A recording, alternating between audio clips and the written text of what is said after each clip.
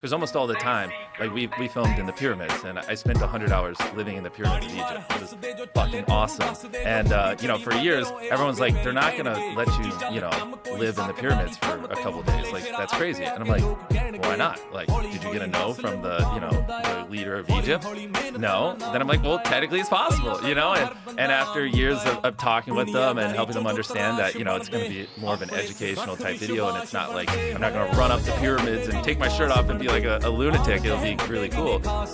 Eventually they came around to it and they loved the video, and it worked really well. And it's literally like I could go anywhere in the pyramids for 100 hours. I went all the way up to the top of the middle pyramid. We went underneath it. It was really cool. And I like tell my team, it's like, you know, even some of my most veteran people, when we get these crazy ideas, their default reaction always is to go, I just don't think it's possible. And I go, look, it is. Some of the communities, we were getting so many kids out of child labor, there literally wasn't a school because kids just worked on the farm. So like some of these, we literally built a school so they could go to school, because the goal isn't just to get the kids out of child labor, it's also to get them an education so they're not, you know, because if you grow up only working on a cacao farm, you have no education.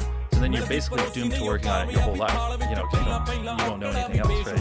Another thing I think is a thing that people should hear is, especially in America, do you know that, I mean, it's probably not going to surprise you, but 40% of food that's produced in America ends up getting thrown away?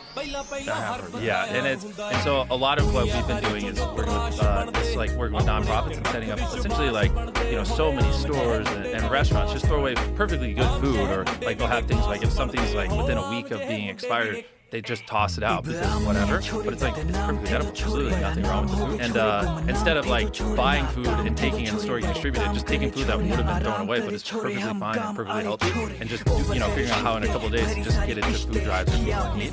Like, if you work at a retailer, I'm sure a lot of people here do, that throws away perfectly good food because they're like, you know, they never want to run a risk of something being bad on the shelf, so they'll preemptively throw it away.